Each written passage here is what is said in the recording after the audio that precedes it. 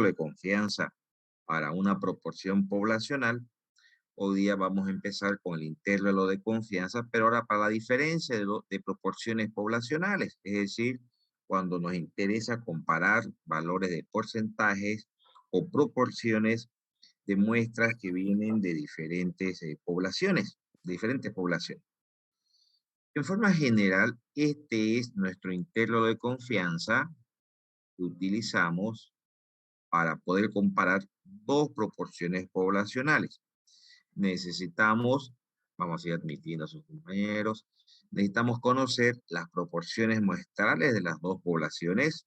Seguimos trabajando con el valor Z y obviamente los tamaños muestrales de ambas muestras, bueno, de ambas muestras, ¿no? Sus tamaños, para poder elaborar, como les mencionaba, el intervalo para esa diferencia.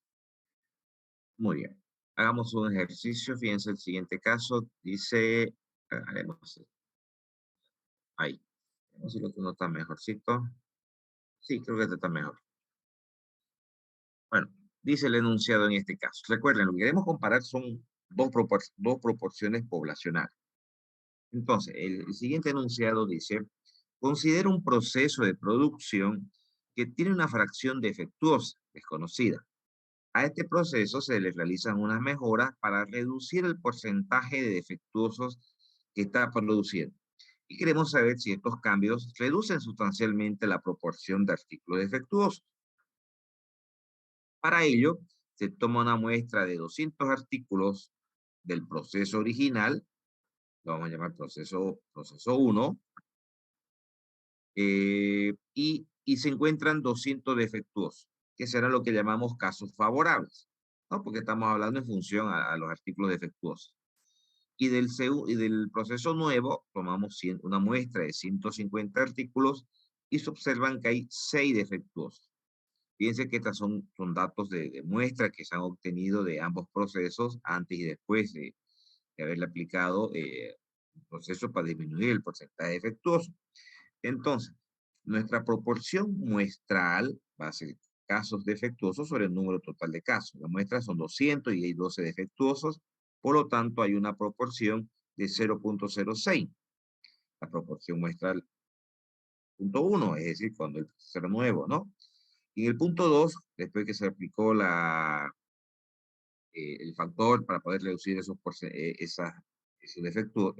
artículos defectuosos, se toma una muestra de 150 y arrojan que hay 6 defectuosos, tomando una proporción, entonces, muestral 2, o en la etapa 2, de 0.04.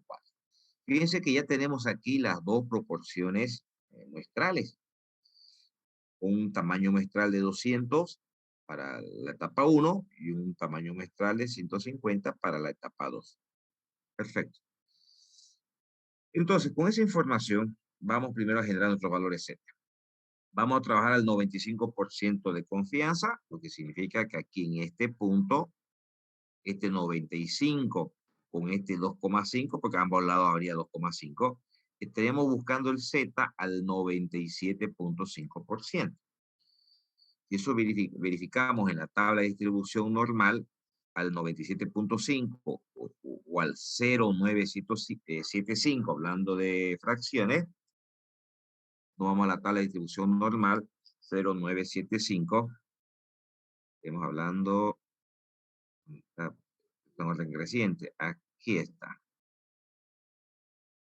0,975. Y corresponde al 1.9 y para arriba, 6, 1,96. 1,96 efectivamente, hasta al lado derecho positivo y al lado izquierdo negativo. Bien, ya tenemos los zetas. Podemos reemplazar directamente nuestra proporción muestral. Y nuestra proporción muestral.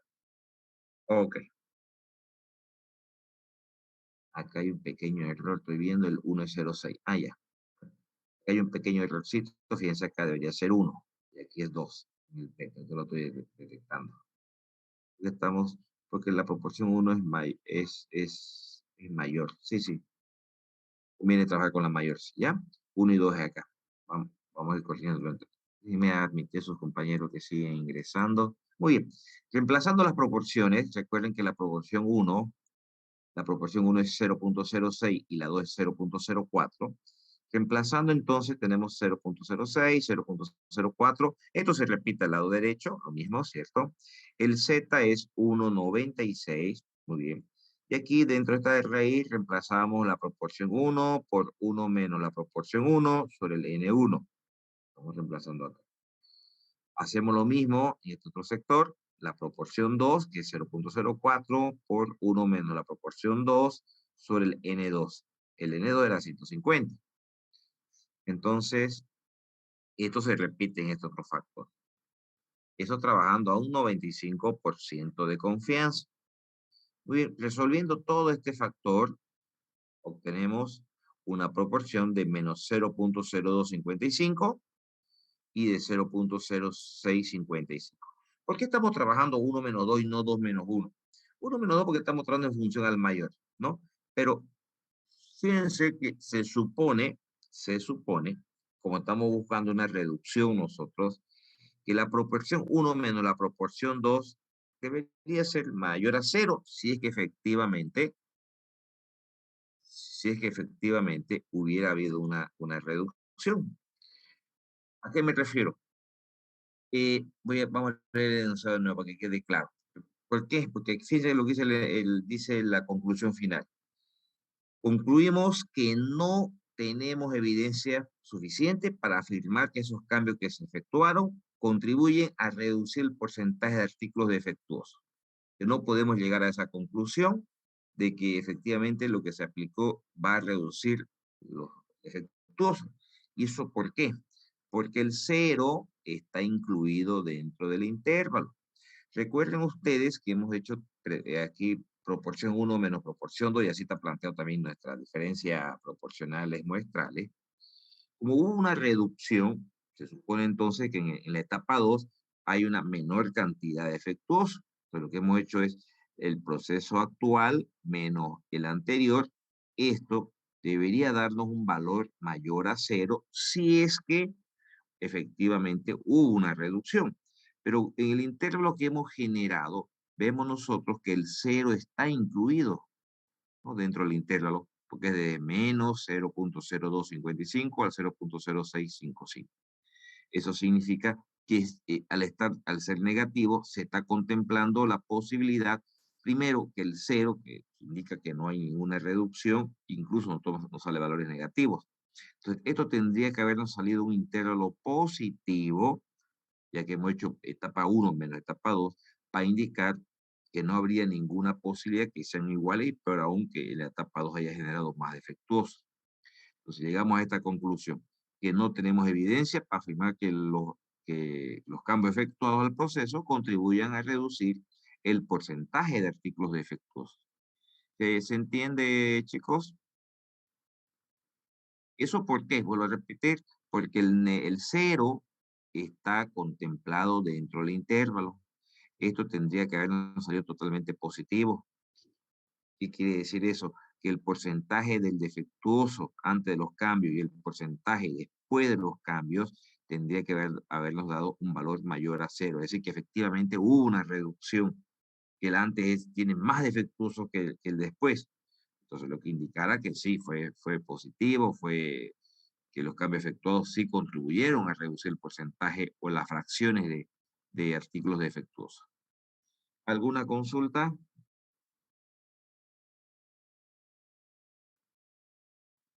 Ahora, si ambos no hubieran salido positivos, fíjense, si esto hubiera sido positivo, significa que la proporción de defectuosos antes menos la proporción de defectuosos después siempre será positiva en ese caso significará. Es decir, que sí, efectivamente, los cambios producidos han generado una disminución de artículos defectuosos. Sí, ¿se entiende, no, chicos? ¿Sí?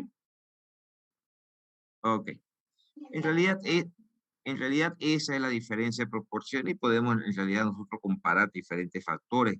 En los siguientes ejercicios aquí se plantea ya en función a otra cosa, a la utilización de un nuevo producto, ¿ya? Entonces, bien, este sería el intervalo entonces para este ejercicio. Vámonos a ver otro intervalo para otro parámetro. Ahora queremos nosotros encontrar el intervalo de confianza, pero para la varianza poblacional. Recuerden que habíamos mencionado que la varianza no es más que la desviación al cuadrado, ¿sí? Y siempre nos planteamos un intervalo de confianza para un parámetro. ¿Qué quiere decir eso? Para una medida estadística, pero que esté dirigida siempre a la población. No tiene ningún sentido que elaboremos intervalos de confianza para muestras. ¿Por qué? Ya tenemos los datos muestrales, podemos ser bien precisos en cuanto a la varianza muestral, pero como estamos trabajando en función a esos datos muestrales, estamos nosotros generando un intervalo donde pudiera estar presente el valor de la varianza poblacional utilizando los datos muestrales. Bueno, aquí algunas características, vámonos al intervalo. Este es el intervalo, déjeme admitir a sus compañeros que siguen ingresando. Este es el intervalo para la varianza poblacional. En el texto van a pillar ustedes que más abajito hay un intervalo para la desviación. Bueno, si fuera el caso, encontrar para la desviación es esto, que en realidad lo que se ha hecho es aplicarle raíz cuadrada a ambos lados. Esta x al cuadrado que aparece acá no es que sea un valor de x al cuadrado, sino que, bueno, se lo simboliza así, x al cuadrado se simboliza ¿qué cosa? El chi cuadrado, ¿no? Ahorita vamos a usar la tabla de chi cuadrado. Esa x elevado a 2 significa chi cuadrado, no es una x al cuadrado. Por eso que aquí no se va a simplificar esto nunca. Bien, si dan cuenta, se ha aplicado raíz a ambos lados para que la raíz de la varianza nos dé la desviación. Así se simboliza la desviación de la población y una S, recuerden, es la desviación de la muestra. Bien, generalmente se lo plantea, les comentaba el otro día, generalmente siempre se lo plantea en función a la varianza. Bueno, pero antes de seguir, vamos a analizar un poquito primero la tabla, ¿ya? Esta tabla de chi cuadrado, que yo sé que ya la manejan la gran mayoría de ustedes seguramente, pero hay que tener cuidado en el uso de la tabla. Fíjense que esta es la gráfica que se genera. A este lado tenemos el valor de chi cuadrado para un alfa medios y aquí el valor de chi cuadrado para un 1 menos alfa medios. Pero estos dos valores, para empezar, los dos son siempre positivos y además diferentes. Ya, a diferencia de Z y a diferencia de la T-Student, que eran iguales a este lado positivo y a este lado negativo, la chi cuadrado, los dos valores son positivos y además son diferentes. Bueno, y se entra a la tabla de chi cuadrado con el n-1. Pero les decía que estos valores de chi cuadrado, fíjense cómo se colocan en intervalo. El de la derecha se lo coloca aquí y el de la izquierda se lo coloca aquí. Eso se lo hace porque en realidad ambos valores están en el denominador, ¿sí? Es por eso, esa es la explicación. Ya, muy bien, pero ¿cómo se obtienen estos valores? Vámonos a la tabla de chi cuadrado. Quiero que aprendamos a usarla y les pido aquí que me presten atención, porque aquí en esta tabla vamos a tener un pequeño cambio y que es importante que lo conozcan. A ver, nosotros tenemos una gráfica de esta manera. Así, ¿ve? Así. Y vamos a suponer que vamos a trabajar al 95%, al 95%. Entonces, nosotros necesitamos el valor de chi cuadrado, primero aquí para un 2,5%, ¿estamos de acuerdo? Ahí se me fue mucho. Fue mucho. Para un, no sé si mejor irnos me parece que aquí está mejor, ¿no? Sí. Vamos a trabajar al 95%, por decirlo, al 95%. ¿Ya? Entonces, se supone que hasta aquí está el 2,5. ¿Sí? A ese valor tenemos que entrar a la tabla, al 2,5% o al 0,025 si queremos en fracciones. Y aquí sería el 97.5. Con esos valores, o si quieren en fracciones, 0,975. ¿De acuerdo? Muy bien.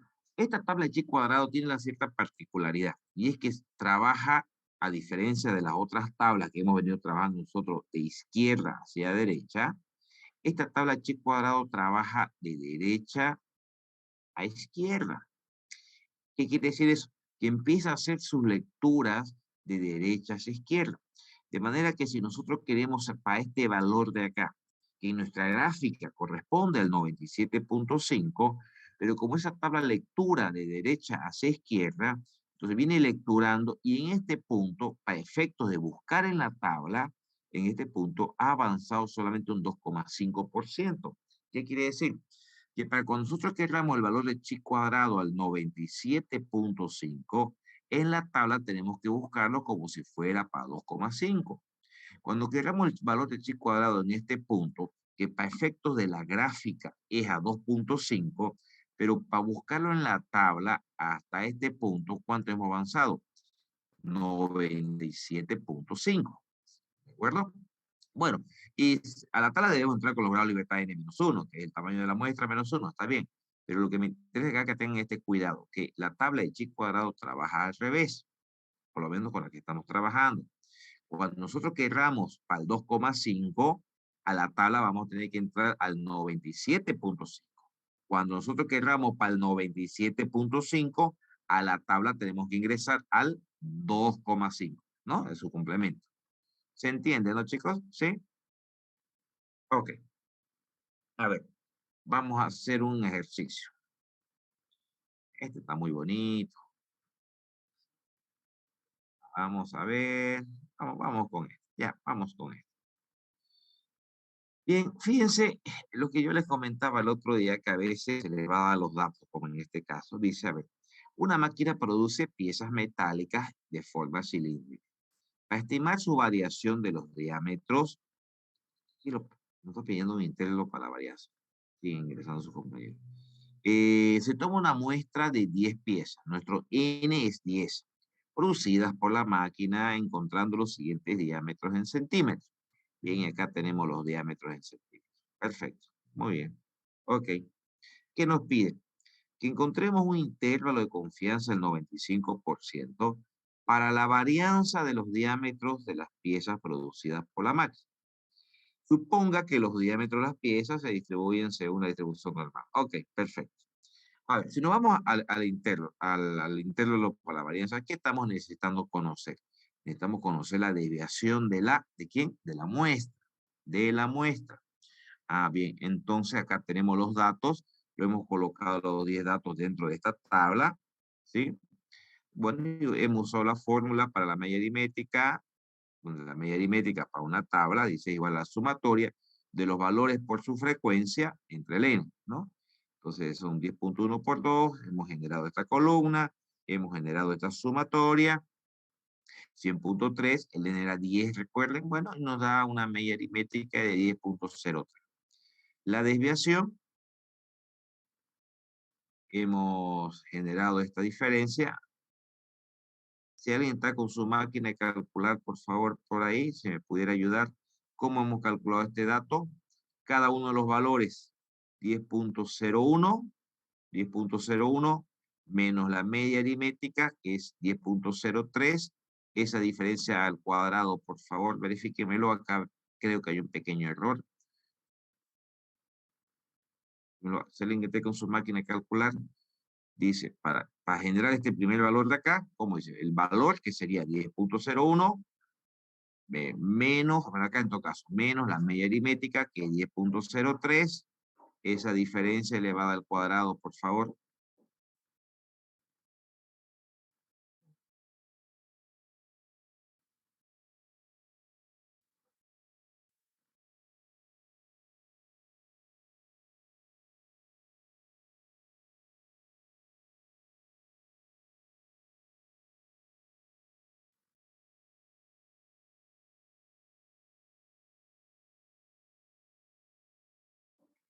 Chicos, me dan un minutito, por favor, mientras vayan haciéndome ese cálculo. Por 2, 0.0098. Está bien calculado. Lo que pasa es que aquí falta algo en la fórmula. Acá faltaba el FI. el FI, y acá también falta el FI. Recuerden que ay, yo escribí con el mouse. La fórmula para poder calcular, han entumecido mis dedos, esperen, voy a tratar, acá entra la F. La FI, ¿qué es la FI? Frecuencia absoluta, ¿ya? Así es la fórmula de la desviación estándar para datos agrupados. Es la diferencia de los valores, o marca de clase, que en este caso son valores, menos la media aritmética al cuadrado por frecuencia absoluta. Eso está faltando. Ya, están viendo los datos, solamente era aquí la formulita que estaba mal. ¿Por qué? Este valor es 10.1. La media aritmética es 10.03. Al cuadrado, su compañero dijo 0.0049. Pero ¿cuál es la frecuencia absoluta? Es 2. ¿De acuerdo? ¿Sí? Entonces aquí, por favor, en su texto, póngale, aquí está faltando frecuencia absoluta, aquí también frecuencia absoluta. Lo voy a corregir también en un rato. ¿Ya? ¿Se entiende, chicos? Entonces, esta sumatoria nos da 0,541. Reemplazamos en la fórmula de la desviación y hemos encontrado la desviación estándar. ¿Para qué se calculó la media aritmética? Porque la estamos necesitando acá en la fórmula de la desviación estándar. Ustedes tienen experiencia en esta fórmula, se la conocen. Bien, hemos encontrado la media aritmética y hemos encontrado la desviación estándar. Muy bien, entonces nos vamos a lo que nos interesa. Nuestro n es 10, la media aritmética es 10.03, que no la vamos a ocupar más allá. Simplemente fue para poder calcular la desviación estándar. Vamos a hacerlo un 95%. Vámonos a nuestra gráfica. Bien, al 95%, se supone que aquí es al 2.5 y que aquí es al 97.5. Como son 10 nuestros datos, menos 1, los grados de libertad van a ser 9. Van a ser 9. Entonces, entremos a la tabla de chi cuadrado, calculemos primero este, ¿les parece? Este, que es el 97.5. Pero ojo, habíamos dicho hace un momento que esta tabla trabaja de derecha hacia izquierda. Entonces, a la tabla de chi cuadrado vamos a entrar, si bien es para el 97.5, pero a la tabla vamos a ingresar a qué valor dijimos, sería el 2,5, ¿no? ¿Sí? Al 2,5. Entonces, si nos vamos a la tabla de chi cuadrado, que es esta, al 2,5 sería este valor acá, 0.025. Y dijimos 9 grados de libertad. Estaríamos hablando de un valor de chi cuadrado de 19,0228. 19,0228. 19,02. Ok, aquí está. Perfecto. Ahora, aquí el 2,5% requerimos para la tabla, perdón, para nuestra gráfica, pero a la tabla vamos a ingresar porque es lectura de derecha a izquierda, entraríamos al 97.5 y con 9 grados de libertad. Entonces, al 97.5 y 9 grados de libertad, lo vamos a, porque no está en esta, en la siguiente está. Al 97.5 acá, fíjense muy bien, pero requerimos a 9 grados de libertad. Aquí, perfecto. 2.7004 al 97.5 y 9 grados de libertad. 2,70. 2,70, perfecto. Consulta, chicos, de esta parte del uso de la tabla. Ahora, ustedes miran, yo he usado otras tablas que no trabajan así de derecha a izquierda, sino de izquierda a derecha. Sí, hay otras tablas, pero esta es un poco más completa, chicos, en el sentido de que tiene más valores. Las otras tal vez le va a ser necesario en algunas situaciones tener que interpolar, ¿ya? Entonces, si alguien tiene otra tabla, chi cuadrado, y quiere trabajar con la otra, no hay ningún problema. Pero esta que les estoy pasando es mucho más completa, pero lastimosamente viene planteada de esa manera, de derecha a izquierda para su lectura. Consultas.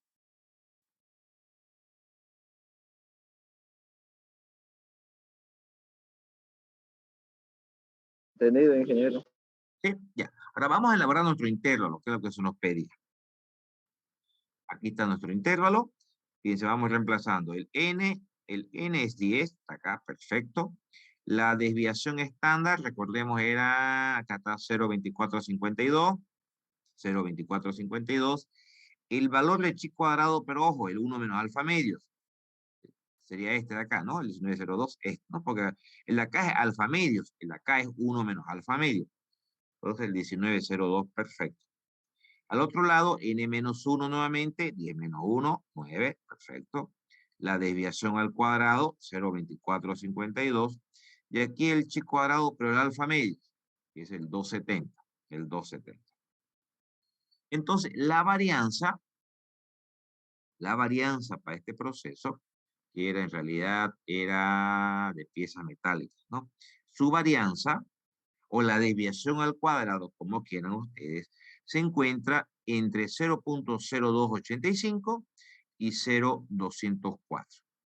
Algo importante, chicos, para cualquier intervalo que ustedes elaboren, siempre el valor de la izquierda va a ser menor y el valor de la izquierda, de la derecha va a ser mayor.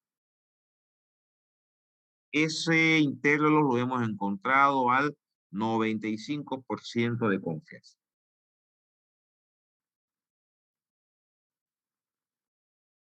Consultas, pueden preguntar con toda confianza. Aquí tengan este cuidadito, por favor, corríjanlo en el texto. Están bien los cálculos, solamente que aquí faltó el FI y aquí el FI también. ¿Sí? Los de typeo, pero los cálculos están bien realizados, aparentemente. ¿Alguna consulta? En el uso de la tabla, en la fórmula. Ahora, si el enunciado no hubiera pedido para la desviación estándar, nosotros tenemos aquí el intervalo para la desviación estándar. Aquí está. Pero al final da exactamente lo mismo, chicos. Anota otra vez usando el nuevo intervalo. Si se les pidiera, no es este el ejercicio, no, perdón, es este acá. Si se les pidiera hacer el intervalo, vamos a cambiar de color, ¿ya? Hacer el intervalo para la varianza y también se les pidiera hacer el intervalo para la desviación. Entonces, una vez que usted anota reemplazando dos veces en los intervalos, acá tenemos el intervalo que es para la varianza. Entonces, bastaría para generar el intervalo para la desviación que le saquen raíz cuadrada aquí, raíz cuadrada acá, queda simplemente el símbolo de desviación, queda de la desviación poblacional, ¿cierto? Y, y raíz cuadrada acá. Y tendrían el intervalo para la desviación estándar, que les daría exactamente lo mismo si usaran la fórmula, bueno, el intervalo que tenemos planteado arriba para la desviación. ¿De acuerdo? Sí. Muy bien. De esa manera elaboramos el intervalo para la desviación estándar. O en todo caso, para la varianza poblacional. Ok, perfecto. Pero puede haber situaciones, mientras voy cerrando algunas ventanas, puede haber situaciones donde se nos pide el intervalo para poder comparar dos desviaciones poblacionales o dos varianzas poblacionales. Lo que nos interesa es comparar. En ese proceso, nos interesa saber si alguna población tiene la misma varianza, si alguna población tiene, o entre qué rangos figura la razón de varianza. ¿Por qué decimos la razón? Porque se lo expresa en función a un cociente, en función a un cociente, ¿sí? Entonces, ya no como diferencia, cuando nos interesa comparar varianzas, lo expresamos como una razón. Y aquí un ejemplo. Se trabaja ahora con la tabla Fisher. Algo importante, se trabaja con la tabla Fisher. Para poder ingresar a la tabla Fisher, necesitamos 2 grados de libertad, que es el tamaño muestral de la muestra 1 menos 1, el tamaño muestral de la muestra 2 menos 1. Ahora, ¿a cuál se le dice a cuál se le dice grado libertad del numerador y cuál grado libertad del denominador? Tal como lo dice, el que esté en el numerador, se lo entramos entonces como grado libertad del numerador. En este caso, fíjense, dice la varianza muestral de X sobre la varianza muestral de Y, ¿cierto? Entonces la muestra X será la que se considera en el numerador y la muestra Y la que se considera en el denominador. La tabla Fisher son 8 páginas que les pasé de tabla. trabaja solamente para 4 niveles de probabilidad. Fíjense, trabaja para el 90%, al 90%, aquí está, 90 son dos tablas así, 90. Trabaja también para el 95%, también son dos tablas. Trabaja para el 97.5, esta tabla, y tiene la segunda, esta. Y trabaja también para el 99%. Acá hay una tabla y aquí está la segunda. Aquí está la segunda. ¿Sí? Muy bien. Es para esos valores tenemos. Muy bien. Entonces, volviendo a nuestro ejercicio. Ah, perdón. Y fíjense, aquí en la horizontal tenemos los grados de libertad para la muestra que vamos a considerar que está en el numerador. Y aquí en la vertical, los grados de libertad para la muestra que vamos a considerar que están en el denominador. Entonces, si nos vamos a plantearnos un ejercicio, bueno, trabajamos un determinado nivel de confianza. A este lado tendremos acá un alfa medio, acá tendremos también un alfa medio, ¿cierto? Pero el acumulado hasta este punto va a ser el alfa medio. El acumulado hasta este punto va a ser el 1 menos alfa medio. 1 menos alfa medio. ¿Ya? Esta es una relación que la vamos a utilizar enseguida. Pero vamos a plantearle un ejercicio. Bueno, aquí tenemos nosotros, fíjense, eh, el intervalo de confianza para la varianza. Este que deben usar, ¿ya? Y aquí, este es el intervalo para las desviaciones poblacionales. Estoy en la página 64 del texto, chicos. Acá también estoy detectando, mil disculpas, un error. Estos cuadrados aquí no deben estar. ¿Por qué no? Porque es el intervalo de confianza para la razón de las desviaciones. Entonces, fíjense, se ha sacado raíz cuadrada, se le sacó raíz cuadrada a estas dos varianzas, quedan desviaciones. Luego se le ha sacado raíz cuadrada a todo esto, y obviamente también se le saca raíz cuadrada a esto, porque estas son varianzas poblacionales. Al sacarle raíz cuadrada, pues quedan desviaciones, ¿no? Y lo mismo sucede en el sector derecho. Ya, va a generar confusión, por favor, parecieran que hay dos intervalos de confianza para la razón de varianza. Pues, por favor, acá, en la página 64, la última, esta es el intervalo de confianza para la razón de desviaciones estándar. Ya, por favor, me corrigen eso. Se me ha pasado. Sí, lo voy a corregir en el texto, pero ustedes ya lo tienen impreso, por eso le digo, por favor, ¿ya?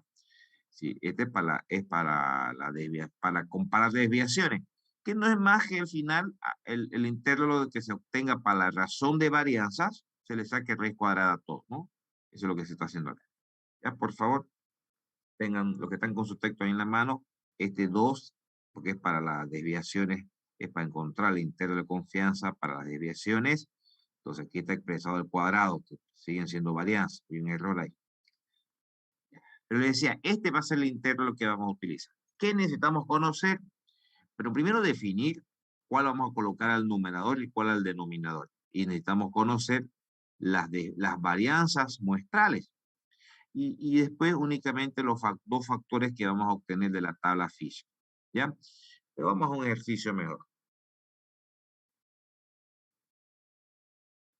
Déjenme tomar. Veamos esto. Ok.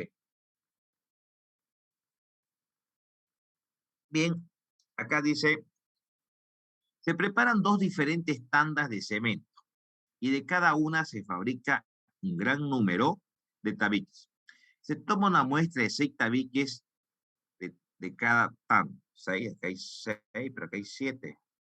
Pucha, che. Oh, ay, che. Ya no importa, ¿sabes? En realidad no me he dado cuenta de esto. Hay algunos errorcitos por ahí todavía que no he ido corrigiéndolo. La muestra 1 tiene 6 y la muestra 2 tiene 7, ¿ya? Queremos que esté expresado así, sí está bien, es nomás el enunciado que no lo he corregido. Lo que pasa es que cuando eran iguales y he preferido que sean diferentes los tamaños muestrales justamente para que podamos analizar la situación. La muestra 1 es 6 y la muestra 2 es 7. No es como dice el enunciado de 6 tabiques para cada tanda, ¿ya? Entonces, para la muestra 1, acá están los 6 datos. Los 6 datos. Fíjense que no hay frecuencia absoluta porque ninguno se repite. Entonces, aquí estamos utilizando la fórmula para calcular la media aritmética para datos no agrupados Y esta es la fórmula aritmética para calcular la varianza de datos no agrupados. Ustedes me dirán, pero está dentro de una tabla. Bueno, le hemos colocado una tabla simplemente para ordenarlo. Así no hay frecuencia absoluta aquí. Para que esto se considere datos agrupados, tiene que haber repeticiones, y que tiene que haber o intervalos, si quieren. No es el caso. Simplemente por una cuestión de estética lo hemos colocado dentro de la tabla, ¿no? Entonces, trabajamos como datos no agrupados, no hay repeticiones. Entonces, fíjense que esta es muy parecida cuando nosotros le aumentamos aquí la frecuencia absoluta, ¿cierto? Pero era porque ahí sí eran agrupados, habían repeticiones. Recuerden que el primer dato se repetía 2 veces, la frecuencia absoluta 2. Aquí no, entonces trabajamos directamente. Entonces, hacemos la sumatoria de todos los X sub Y, dividimos entre el N que es 6, tenemos la media aritmética, y esta es la fórmula para la varianza. Bastaría que le saquemos raíz cuadrada a ambos lados y esto ya sería la desviación estándar, ¿no? Entonces, hacemos las operaciones, cada uno de los valores menos la media aritmética. En el caso del primer dato, la media aritmética coincide justo sobre el valor que tiene el primer dato. Por eso que se hace 0 acá. Entonces, esta operación que sale 6.312 dividido entre el n, que es 6 menos 1, 5, obtenemos la varianza de la muestra A. La varianza de la muestra A. En el caso de la muestra B eran 7 datos, lo mismo, ni uno se repite, no hay frecuencia absoluta. Entonces, le hemos puesto Y, un poquito para diferenciar de la muestra X que la muestra Y únicamente. La sumatoria de todos los valores de Y, dividido entre nuestro N, que es 7, obtenemos el promedio de la muestra Y. Y de la misma manera, aquí tenemos la fórmula para la varianza de Y también, 106.24. 106.24. Muy bien. Ya hemos obtenido lo que estábamos buscando. ¿Qué cosa era?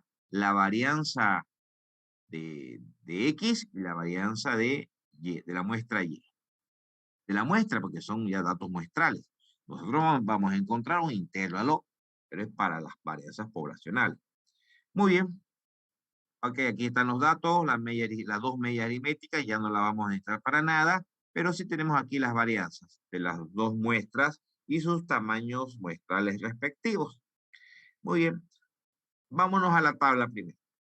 Ok, vamos a decidir nosotros que X, la muestra X, ¿por qué X? Porque fíjense un poquito, vemos, es una decisión de nosotros, ¿no? En realidad, a cuál vamos a mandar arriba y cuál abajo al denominador, pero es importante tenerlo claro para que podamos hacer nuestra conclusión final. Fíjense, ¿qué nos dice el enunciado? Quiere que comparemos, hagamos un intervalo para comparar las dos varianzas. La muestra nos dice que la varianza muestral de X es 1262, aparentemente mayor a X. Ahora yo les digo una cosa, chicos, a ver, respóndanme. Cuando ustedes dividen dos números, X divididos entre Y, dos números. Entonces, si X es mayor que Y, este cociente, ¿cómo va a ser?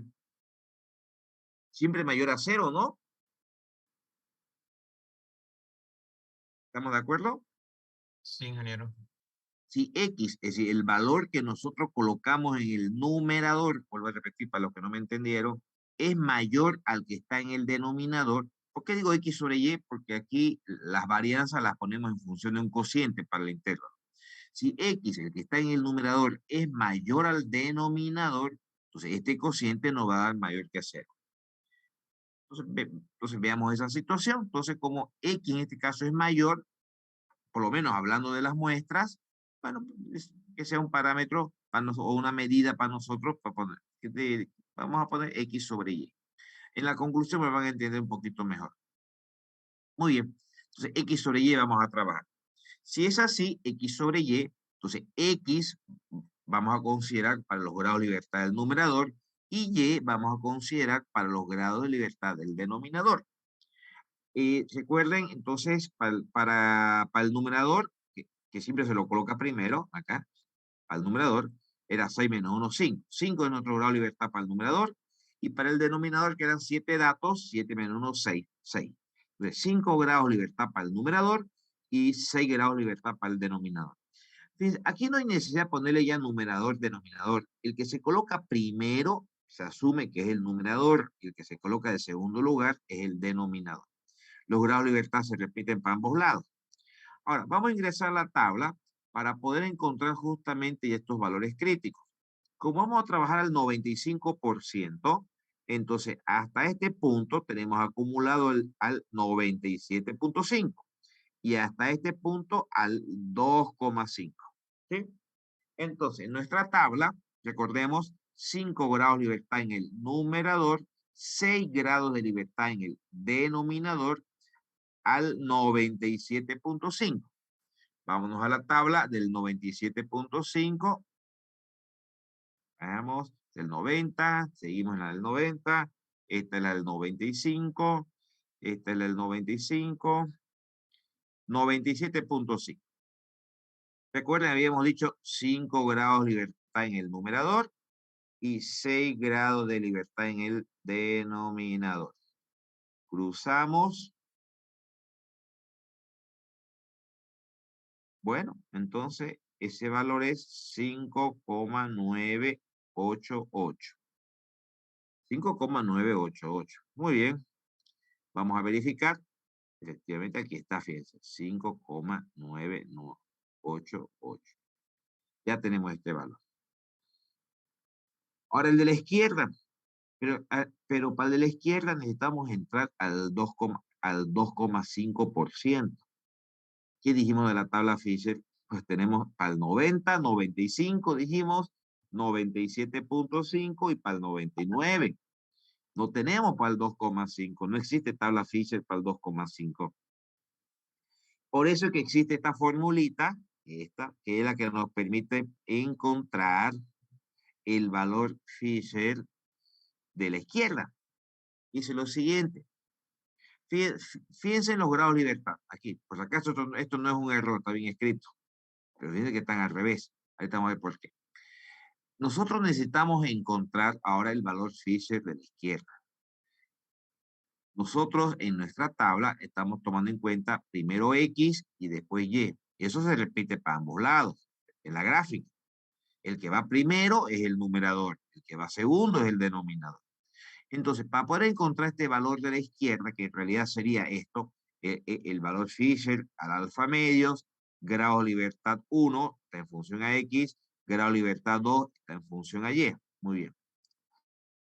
Entonces, para poder encontrar esto, utilizamos esta relación, que dice que es igual a 1 sobre el valor Fisher 1 menos alfa medios, pero los grados de libertad lo colocamos al revés, se invierten. Y al invertirse, el grado de libertad 2, es decir, Y, se vuelve numerador. Entonces, este valor de acá, lo que quiero que tengan claro, este valor de acá no es, fíjense, no es el que ya hemos encontrado antes. No es este. ¿Por qué? Porque en este se lo calculó X al numerador y Y al denominador. Entonces aquí, para efecto de encontrar el valor de la derecha, se han invertido los grados de libertad. Por lo tanto, este tenemos que volverlo a encontrar de nuevo. ¿Sí? ¿Eso qué significa? En la tabla el 97.5, pero ahora como se han invertido acá, al numerador va 6 y al denominador va 5. Yo me voy a la tabla Fisher, a la del 97.5, dijimos al número. Recuerden que la horizontal es el numerador y la vertical es el denominador. Dice, voy a cambiar de color, chicos, el rojito para que marquemos la diferencia. Era 6 grados de libertad en el numerador, pero ahora 5 en el denominador, es decir, 6,978. Muy bien, si revisamos, acá está 6,978 y estamos reemplazando. Bueno, y esto nos da 0,143, que es el valor que estamos usando acá. 0,143. Me voy a detener un ratito ahí, chicos. ¿Está claro? ¿Se entiende lo que estamos haciendo?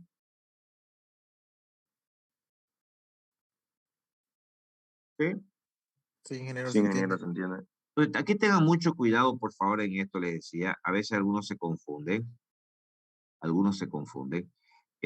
Para poder calcular el factor Fisher de la izquierda, este valor que se plantea aquí no es el mismo que este, porque acá se han invertido los grados de libertad. Yo le decía que el que aparece primero, ese va al numerador. Entonces, no hay necesidad ni siquiera decir que acá numerador y acá denominador. El que se pone primero va al numerador y el que se coloca segundo va al denominador. ¿Ya? Entonces, fíjense, ya los horarios están cambiados. Acá 6 y 5. Nosotros acá arriba habíamos calculado 5 y 6. Que obviamente este orden es el mismo para ambos lados, pero en la gráfica, ¿no? Pero ya para efectos de poder encontrar el valor de la izquierda, se usa esta relación, donde acá ya se invierte en los grados de libertad. Muy bien, entonces ya tenemos los valores Fisher, fíjense, ya tenemos los valores Fisher, o sea, acá estos dos valores ya los tenemos, pero fíjense cómo se coloca en el intervalo. El Fisher del 1 menos alfa medio se lo coloca acá a la izquierda, y el valor Fisher alfa medio acá a la derecha, ¿no? ¿Por qué se lo invierte? Al igual que en chi cuadrado, como estos dos factores van al denominador, entonces los coloca invertidos. Esa es la justificación. ¿Ya? Entonces tengan cuidado, porque si no hacen eso, el de la derecha le va a salir un número más grande que el total de la izquierda. Muy bien, estas varianzas muestrales, ya la habíamos calculado hace rato, habíamos dicho que íbamos a colocar 1262, es decir, íbamos a colocar X primero porque era mayor. El valor Fisher, 5.98, acá está entre las varianzas, y nos sale que eso está entre, que las varianzas poblacionales están en este intervalo, eso es el 95%. Si quisiéramos para las desviaciones estándar, bastaría que le saquemos raíz cuadrada a todo, ¿no? Raíz cuadrada 1,983, raíz cuadrada 83. Bueno, y obviamente estas varianzas, al sacarle raíz cuadrada, se vuelven desviaciones. Aquí hemos encontrado un intervalo de confianza para las desviaciones, que podríamos haber usado la fórmula arriba también, o si no, directamente al final se le saca raíz cuadrada. Pero ahora, interpretemos esto.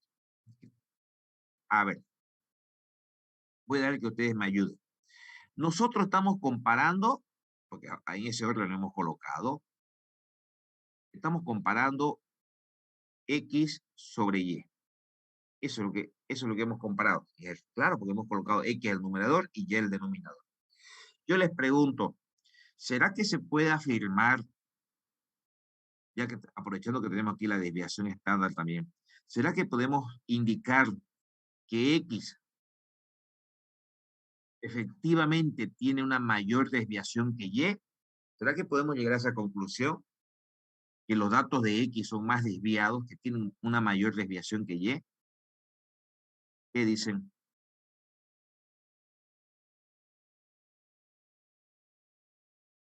¿Sí o no?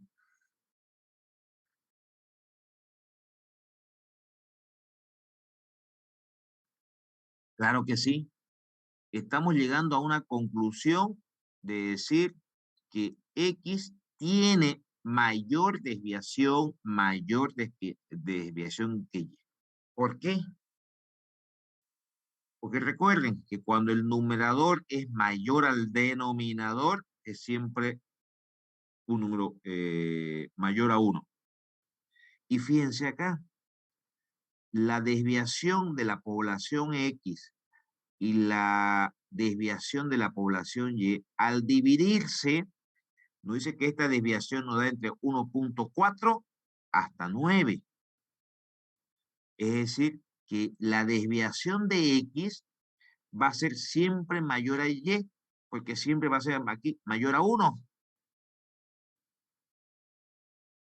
Siempre que dividamos la desviación de la población X sobre la desviación de la población Y, es de 1.4 hasta el 9. Es decir, no da opciones a que sea menor a 1. Porque si diera opción a que sea menor a 1, es decir, el intervalo de la izquierda, daría opción entonces que ya esté siendo en algunas situaciones mayor que X. Aquí no da al 95% de confianza, no da ninguna alternativa que Y pudiera ser mayor que X. Porque si fuera así, si el denominador fuera mayor, esto tendría que este límite habernos salido menor a 1. Pero como siempre va a ser mayor a 1, de 1.4 a 9, es decir, el numerador siempre va a ser mayor. ¿Y cuál es el que tenemos en el numerador? Tenemos a X. Entonces, X es mayor siempre, al 95% de seguridad. Y al ser mayor siempre X, digo, me refiero a X, me refiero al que está en el numerador, significa que la desviación de X va a ser siempre mayor. Es decir, que X, el conjunto de datos en X, se tendrán siempre mayor desviación respecto a y. Entonces aquí pudiéramos colocar, podemos indicar al 95% de confianza que pues no sé qué cosa era X, ya me olvidé, chicos, ¿qué era X? Aquí es el enunciado. Ah, habla de tandas de cemento, ¿no? Cemento. Que X, bueno, el cemento, las tandas de cemento en X, será siempre o tendrá siempre una desviación mayor que Y, porque el cociente nos da entre 1.4 a 9, es decir, siempre mayor a 1. ¿Por qué digo mayor a 1? Porque si los dos fueran iguales, esto fuera igual a 1, ¿no? Cuando es igual. Cuando el denominador es mayor, esto nos da menor a 1, ¿cierto? Menor a 1. Ahora, cuando el denominador es mayor, esto nos da mayor a 1. Entonces, en este caso, el cociente nos da entre 1.4 a 9. Se nos da opciones a que ni que sean iguales, ni que Y pudiera ser mayor. ¿Se comprende, chicos? ¿Sí? Disculpe, ingeniero, entonces para este tipo de casos nosotros siempre arbitrariamente vamos a tomar el valor mayor como siempre para X, ¿no? Sí, no para X, sino para... Yo les sugiero, porque es más fácil interpretar siempre en función, es más fácil interpretar siempre usando el que no dé la desviación muestral más alta en el numerador, ¿ya? Porque, a ver, porque este enunciado, ¿qué pudiera hacer? A ver, si yo se lo planteara de esta manera, ¿será, escuchen la pregunta, ¿será que Y tiene una mayor desviación que X? De ninguna manera, ¿no? Hemos dicho que X es mayor. Ahora, ¿qué hubiera pasado si aquí, por ejemplo, no hubiera dado 0,8, el de la izquierda, y aquí no hubiera dado, ya, mantengámoslo al 9, el 9,3 o 9,11? ¿Cómo cambiaría nuestra conclusión? ¿Será que la población Y, perdón, X, la que está en el numerador, es mayor que Y? No podemos afirmar eso. No podemos afirmar que X sea mayor a Y con este intervalo. ¿Por qué no? Porque fíjense acá es menor a 1. Entonces, hay alternativas, sabiendo que entre estos dos valores está el 1. Al ser menor a 0, esto al ser 0,8, está dando opciones que en algunas situaciones Y sea mayor que X, por eso nos da aquí un cociente de 0,8. No, si fuera de 0,8 a 9.11, decimos entonces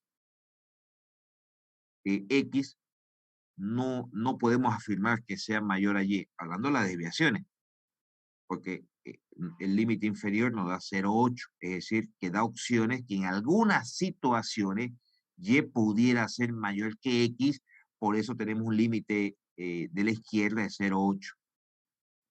Pero como en este caso ambos límites son mayores a 1, entonces siempre X está siendo mayor, no está dando alternativa. Al 95% de confianza, claro está, que X siempre va a ser mayor que Y, porque su cociente es de 1.4 hacia 9. ¿De acuerdo? ¿Se entiende? Sí, ingeniero, gracias.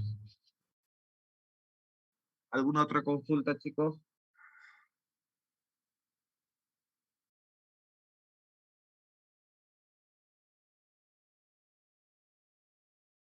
Ok, voy a Recording detener la stopped. grabación. Con esto hemos terminado el tema de estimación de parámetros.